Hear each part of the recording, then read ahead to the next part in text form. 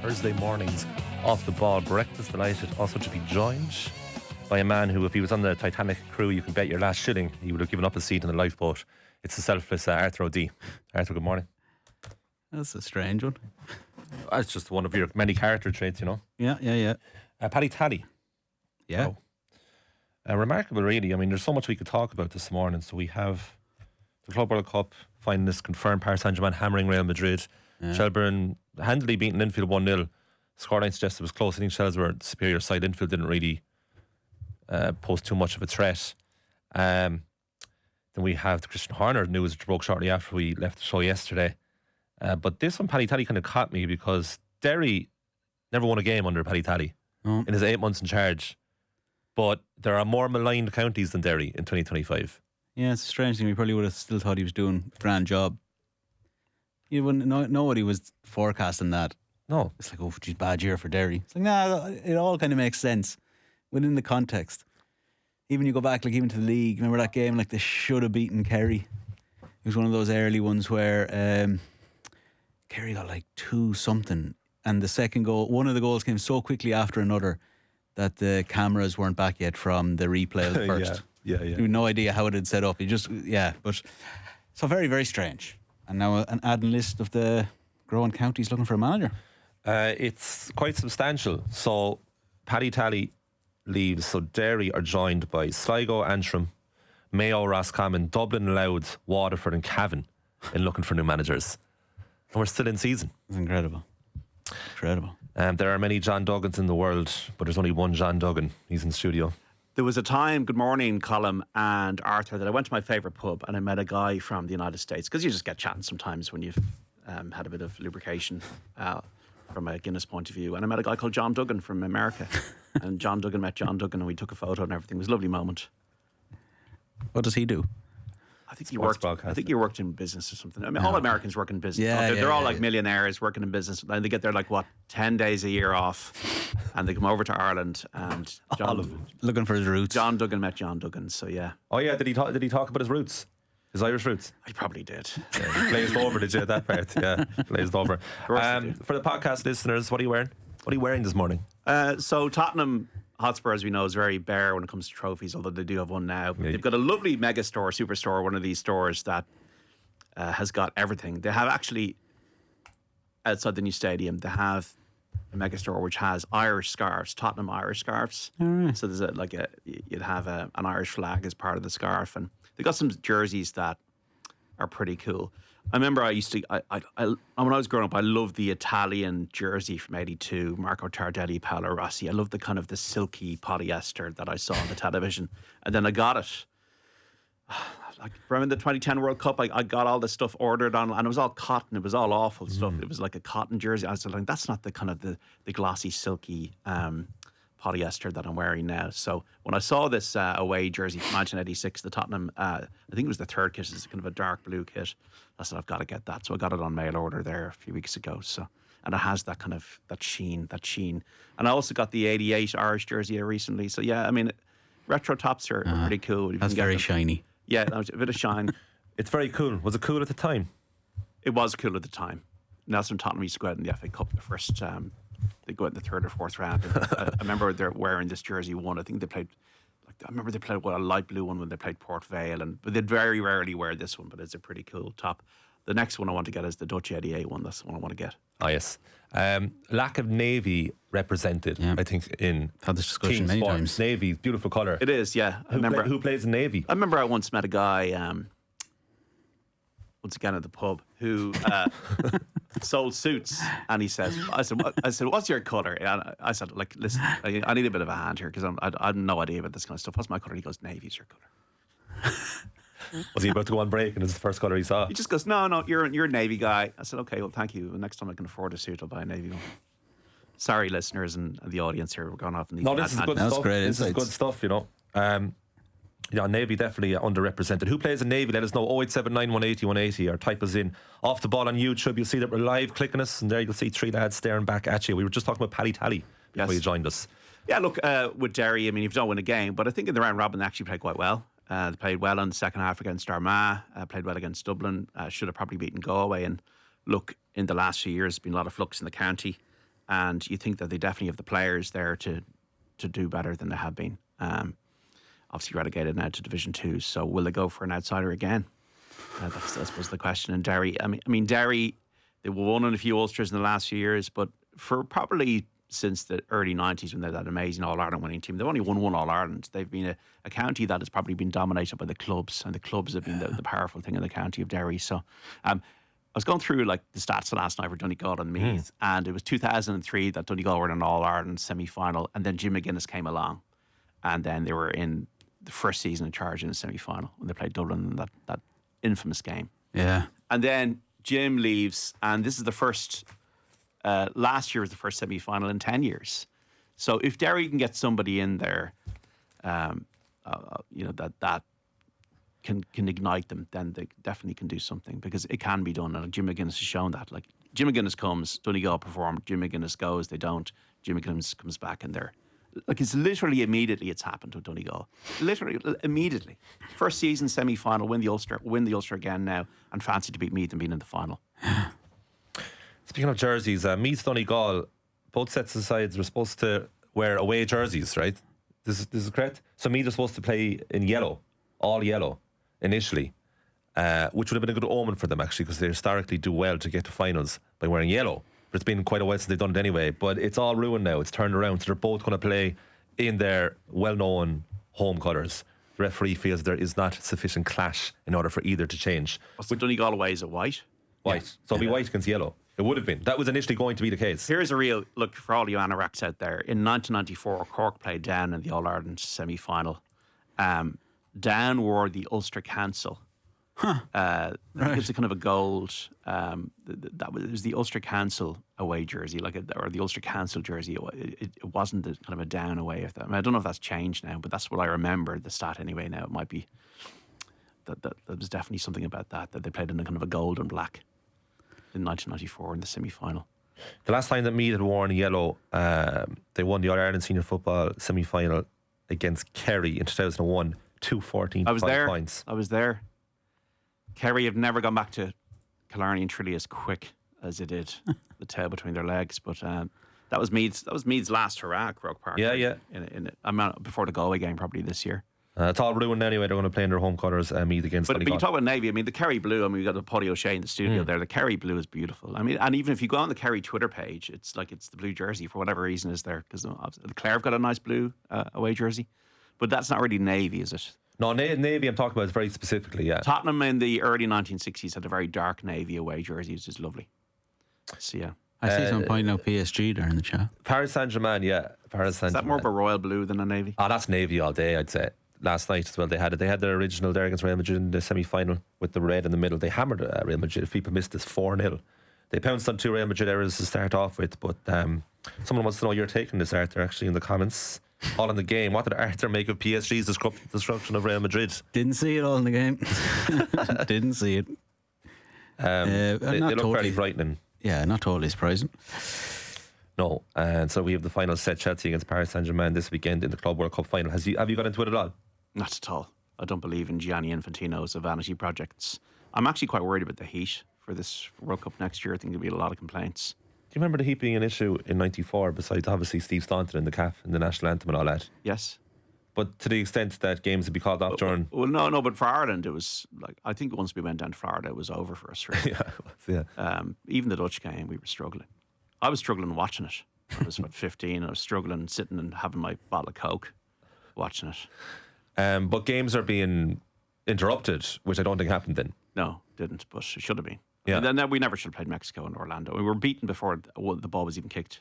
So, yeah, I mean, and even the World Cup in Spain in 2030, that's going to be fun.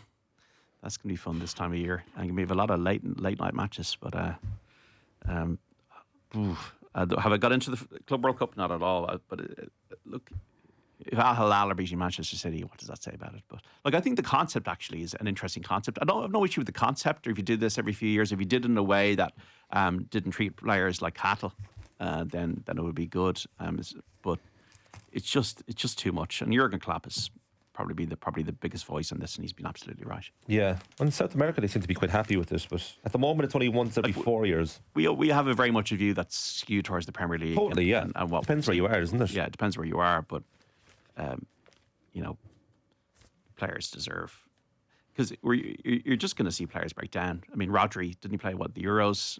Starts off the season last season, gets a knee injury, and he's only coming back now. So you want to see the best players in the best competitions. What are they for me? Premier League, Champions League. Back page of the Irish Independent this morning. This is carried across a few publications. Ferguson moves close to loan deal with Roma. This is fairly exciting on paper. They have a new manager, of course. Gasparini, isn't the former Atlanta lad? He's in there, going to sign him. So this is quite interesting for me, because I was actually looking at this morning. I was looking at Brighton's squad. So they've sold João Pedro. What is this music? This is for the newspapers. Okay. Yeah, it's in your mind. I can't hear what's going music. on. Yeah. So they got rid of João Pedro. They sold him Brighton. So I think there's one striker less now to compete with. And the Independents say, well, Fabian Hertzler has been busy this summer. They've invested in 4 players. So there's a Greek duo, there's a Belgian, and there's a young Italian. And I was looking up all 4 of them. The first 2 are 19-year-old strikers. One of them has been loaned back out. The other 2 are defenders. So I was thinking, sure, that's not going to make too much of a difference for Ferguson. And he doesn't have to deal with João Pedro. But by the looks of it, Hertzler isn't really having him. But at the same time, according to Aidan Fitzmaurice's piece here, Brighton don't want to sell him. They say he has a future at the club. So it's another loan deal for Ferguson. Only story I want to see about Evan Ferguson is he's played the last 10 games and he scored how many goals. That's the only story I want to see. Until do you get me? Because there's so much talk about Evan Ferguson. There's so much newsprint. We're so hopeful that he's going to be the player that we think he's going to be. But you just want to see him playing regular first team football every week and scoring goals.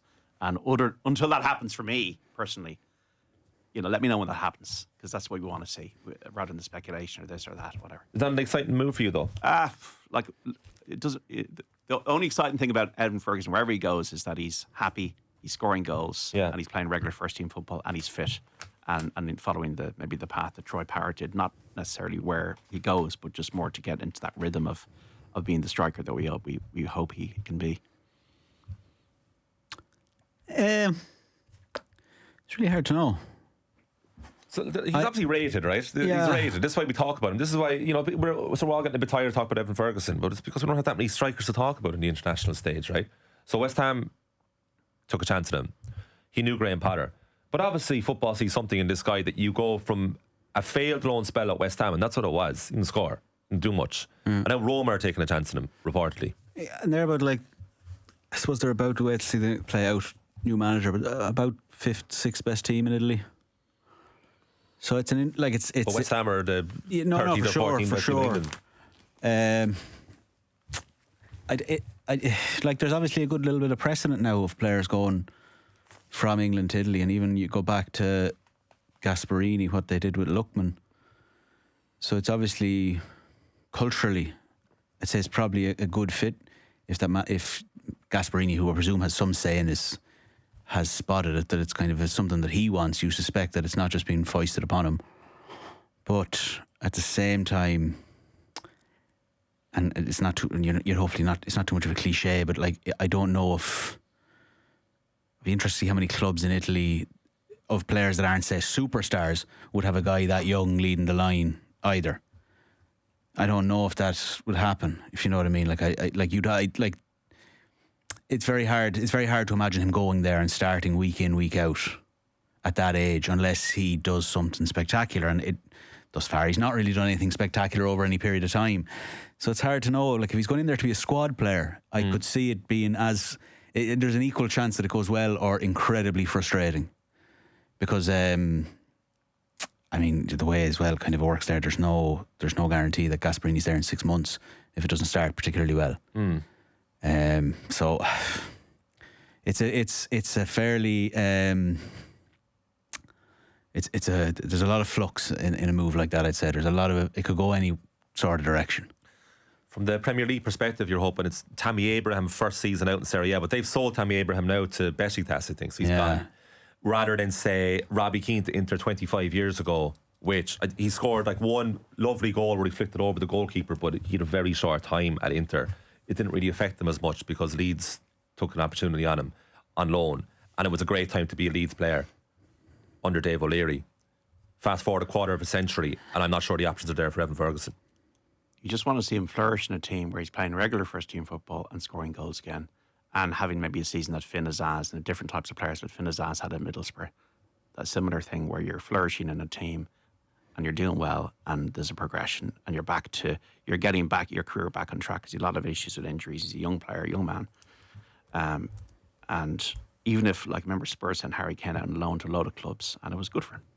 So that's what you just want. You just want him to get back playing first team football and scoring goals. And it doesn't really matter at this age of his development if it's Roma, if it's Crystal Palace, if it's Leeds, if it's Burnley. You just want to see him playing first team football and scoring goals. 7:46 a.m. on this Thursday morning. It is Thursday the 10th of July, which, John, that means the Genesis Scottish Open starts. $9 million on offer. Rory McIlroy playing Nothing to do after with Phil Collins. A 3-week hiatus with a new look. Rory McIlroy. That must be a new perspective. He's got a haircut, yeah. And he's won this tournament before. Rory McIlroy, he hasn't played since the Travellers' Championship 3 weeks ago when he came off the back of the US Open at Oakmont. So when he kind of backdoored into a top 20 finish. Next week's going to be fascinating. It's all about next week, really. It's because there's so much Gaelic Games action, so many amazing talking points with Cork and Tipperary, first ever All-Ireland hurling final. We got the football finals. Meath Donegal set to be a sellout this weekend. Kerry and Tyrone. That it's almost the Lions is almost too much sport in a way at the moment. Like in November will be starved for this amount of sport that's going on simultaneously.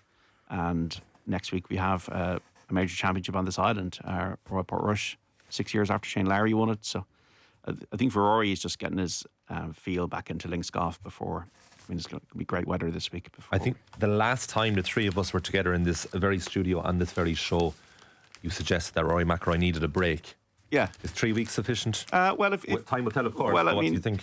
Enough of a break to get a nice haircut, a different haircut. It's mad that he got a new haircut because he already had short hair. I mean, how much can you do with a new haircut with short hair? But he managed to look remarkably different. Yeah, well, and next week, obviously, he missed the cut there 6 years ago.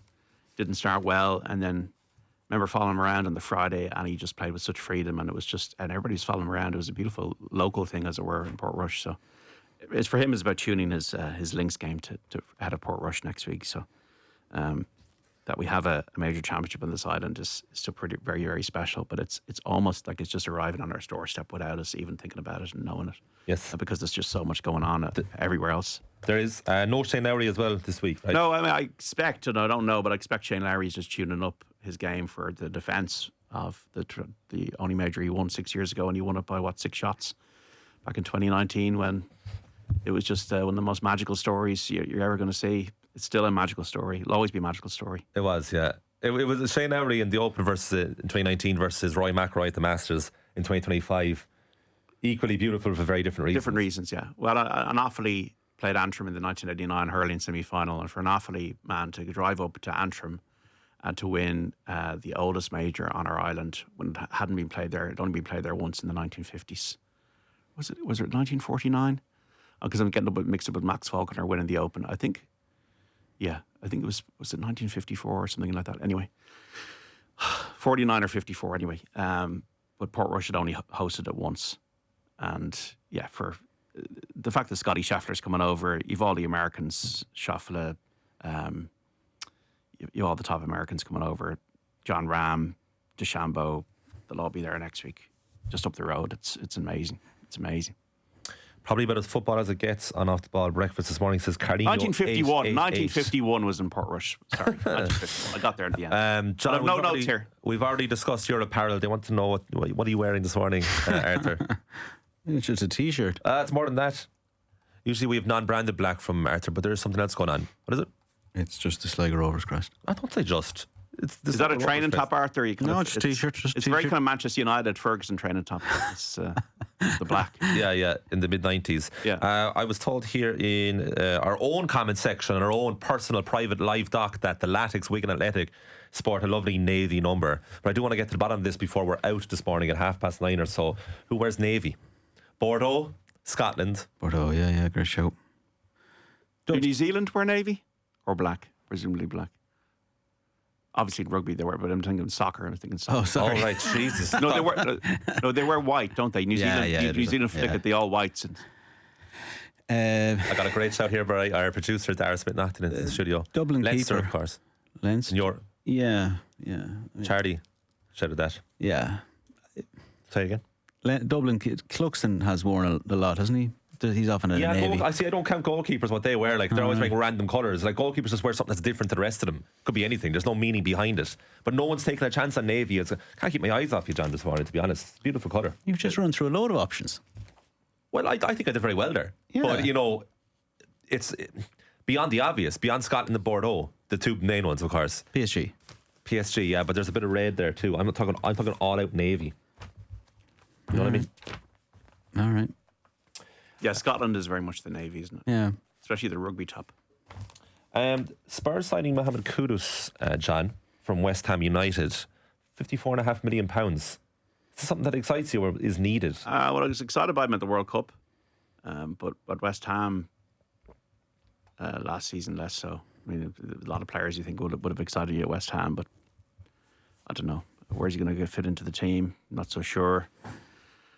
Kabuma was the one you probably would have wanted to get, but then again, what would that have meant for Brennan Johnson on the right side of the attacking spheres? So, where were they going to play Kudus on the left?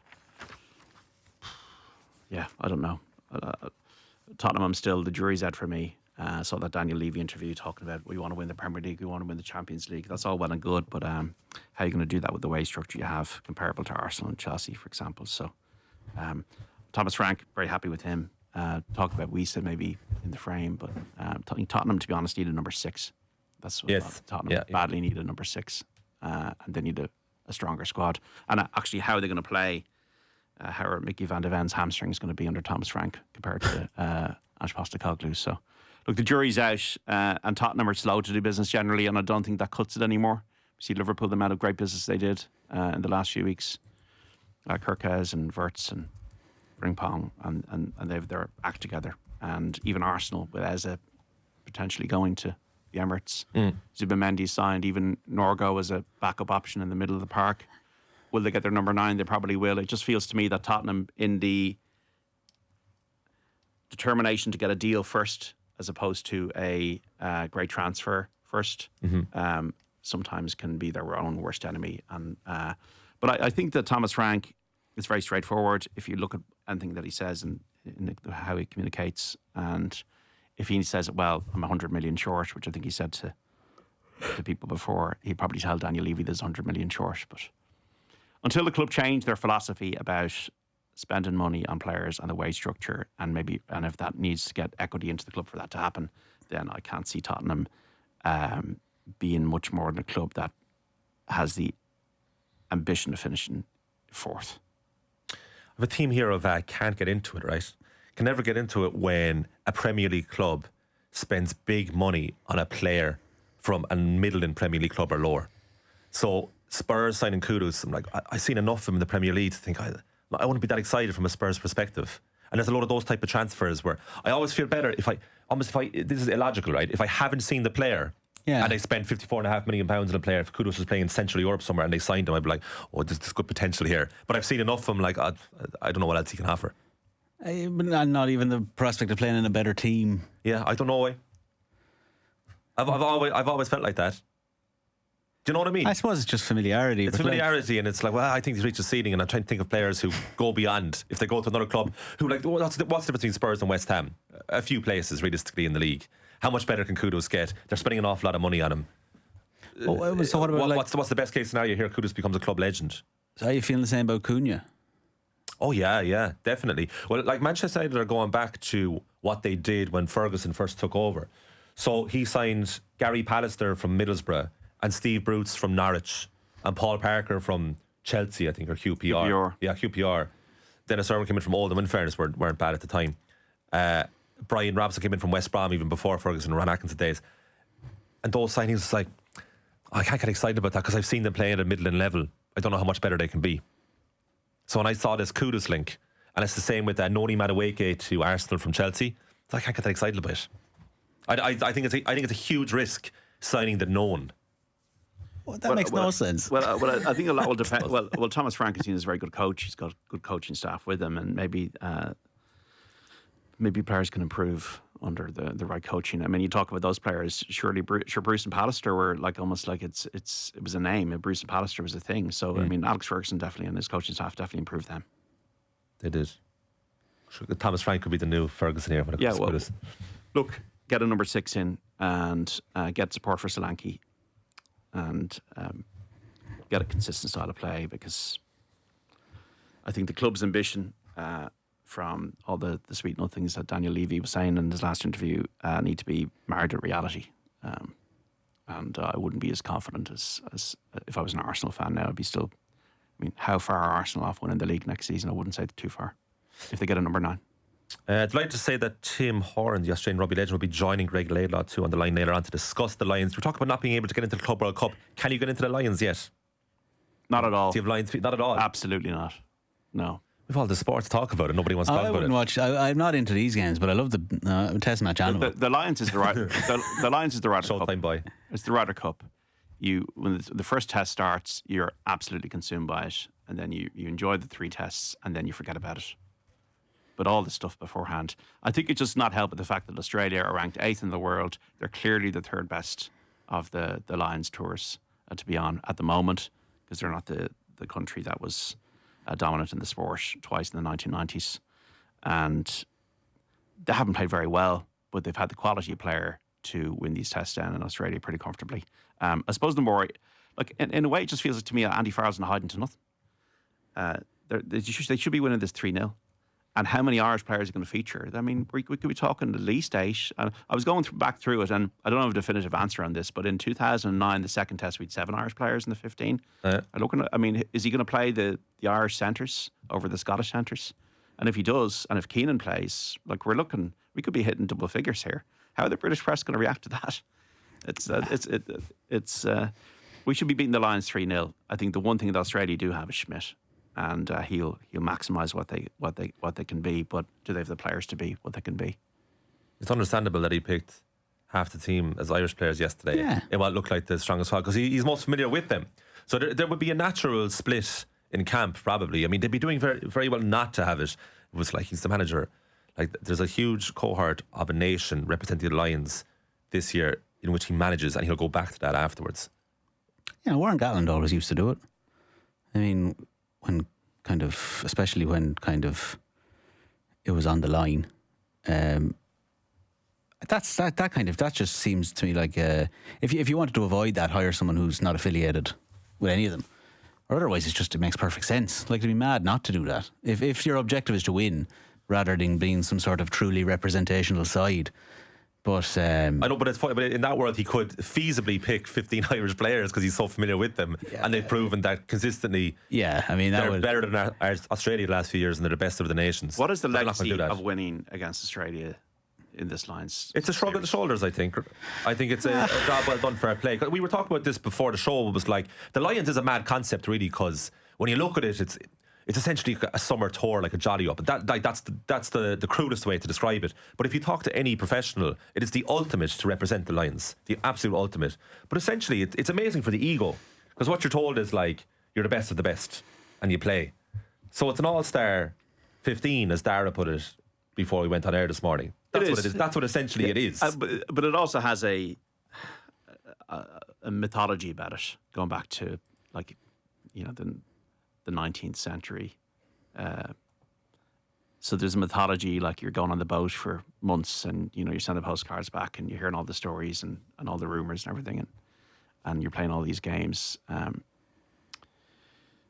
And the fact that New Zealand were this unbeatable team for so many decades, and to go down there and win was a big thing. And now it's just, the world has changed, and it's a commercial beast that's very profitable. We saw in Dublin, it obviously has a massive constituency of supporters, which you can't in any way disrespect. So look, I'd say there's people out there going to Australia, loving their rugby, but also having a great time. I'd love to go to New Zealand in 2029, but the Australia tour, because of where Australia rugby is just less appetising. So therefore, the actual test matches themselves don't have the same appeal. When we're talking about like the same weekend of Cork Tipperary All-Ireland hurling final and the Open. Next weekend, the Lions is very clearly number 3. Next weekend's mad. It's the first test, the Open, The hurling final. All-Ireland weekend. hurling final. It's nuts, mental. So we've established, right, The Open on Irish soil as well. the Club World Cup, can't get into it. The Lions not having it. I like the Lions. I was looking at you. Wimbledon? Well, Wimbledon is always special, but the thing about Wimbledon is, for me, that could we have predicted 3 of the 4 semi-finalists in the men's probably before the tournament even started. Now the women's tournament has been a bit more unpredictable.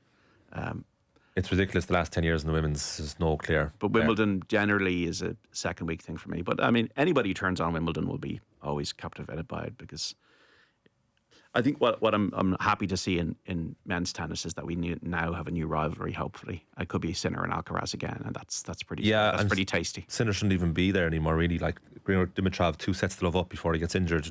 Changed his shoes yesterday, I saw. Sinner had his own injury concerns heading into the match yesterday against Ben Shelton, and he beat him in straight sets. Ben Shelton's a very good American player who said, "I've never played against the pace of a player like Sinner before." Novak Djokovic beat this young fella from Italy called Flavio Cabali in 4 sets. Cabali took the first set. Fun fact about Cabali: part of the Roma Academy. Okay. An unbelievably good footballer as well as a tennis player. One of these, We're going to see Evan Ferguson on Wimbledon soon, are we? Yeah, he'll get him tickets, sort of tickets for next year. But this guy looks tasty. So the semi-finals in the men's, right? And we'll talk about this later with Jenny, but just to set the scene for people who don't know, Yannick Sinner against Novak Djokovic is one semi-final. Unbelievable. The other is Carlos Alcaraz against Taylor Fritz. Taylor Fritz is seriously good on grass. That's an amazing lineup. Today in the women's as well, you have Arina Sabalenka against Anisimova, and then Belinda Bencic, former gold medal winner at the Olympics, against Iga Swiatek. First time ever she's into the semi-finals of Wimbledon. So we're set to have a Sabalenka against Swiatek final and Sinner against Alcaraz. This is yours. Yeah, this is the ultimate. This is what sport is. Wimbledon will always be there. It'll always be the same to a degree. So it's like when you're young, you watch Wimbledon and then you're out on the street or in the tennis for 2 weeks. You're playing tennis for 2 weeks. Not very well, but you're playing it. You fancy a game, John? Go on. Who gets it first? Who gets it first? What's this now? What's this now is a great question. So I name a player, I name a clubs of a player, and you have to guess the player by the clubs that I name. So this week is a tough one. It's a tough one, but it's a well-known person in football. I hope that's the hint. I'm asking about this person's playing career. I'm no good at this. Go on. Started at his first club was Barnsley, and his last club was Millwall. I don't know if that helps you. Mick McCarthy? There you go. Job done. Wow. We're 2 minutes ahead of schedule now in the show. They haven't even got. That's ridiculous. I'm no good at this. Was your fate the last Well, word? generally not. So I just got it as beginner's luck. Can you name his club in between Barnsley and Millwall? Played Celtic. He played Manchester Celtic. City. Yeah, Did he play for any other clubs? He played in France. he did. That's the club you're missing. Was it Lyon? It was indeed Leon. Okay. And the clubs he managed: Millwall, Ireland, Sunderland. Wolves. Yeah, take it over. After Wolves. Well, I don't know in order. I know he managed Ipswich. He did. That is in order. Okay. After Ipswich. Managed Cyprus. Was it Nicosia? Oh, Nicosia. Applewell. Yeah, you're missing something. Ireland in between. Ireland in between. And 2 left. And I had forgotten about one of these completely well-known clubs. Sunderland? No, not Sunderland again, no. The only thing he did twice was Ireland. Hold on a second here. Mick McCarthy managing clubs, because we have a bit of time here. There's Blackpool. There's Blackpool as the last club he ever managed in 2023. And in 2021, Cardiff City? he managed Cardiff City. There you go. Okay, Colm. He managed Cardiff City. So that's your lot. I have a lot of Navy shouts for jerseys. Is there only one of those, is there? That's it. I yeah. have another right. one. I have another one. Okay. I don't think you're going to get it, but I can do it. I'll do it for you since you're in especially for us today. This is tough, but this person's in the news this week. That's why I brought it up. All right. First club, Newell's Old Boys. And the last club was Newell's Old Boys. So, firstly, this player went from there to Valladolid in Spain. Had a loan spell at Sporting. Then signed for Paris Saint-Germain. And if I tell you his next club, you'll get it straight away. Angel Di Maria? Angel Di Maria is incorrect, but you have the right nationality. Yeah, well, Newell's Old Boys, Yeah, absolutely. Argentine. It's not Poch, no? It is not Patch. It is not Patch, Tino. But this person is in the news this week because it's of the coaching variety that he's in the news. Let me check YouTube here, see if anyone has this. Paris Saint-Germain. Paddy Tally? Paddy Tally, no. Paris Saint-Germain, yeah. And then next, this is fastest finger to the button here. Manchester United. Hey! Fountain St. Forlan got it, just as I was completing the sentence. Gabriel Ence, who has just been appointed assistant coach at Arsenal. Right. This week. He went from Paris Saint-Germain to Manchester United, and from there, he went to Real Madrid. Real Madrid after pining for a move to Liverpool, and then went to Marseille and Roma, the club team of the morning so far, and finished up at Newell's Old Boys. Thank you very much for playing a very special episode of Who Gets It First. Well, funny enough, I was in Rome last month, and the guy who was really helpful in the hotel was his team that he supported were Newell's Old Boys. I'd say that heat was brutal enough, was it? Just on the right side. Okay. Just on the right side. Good grief. 10 years' time. Ooh. OTB Breakfast at UPMC, orthopedic care when things don't move, rotate or bend like they used to. Choose us to help you get back in action.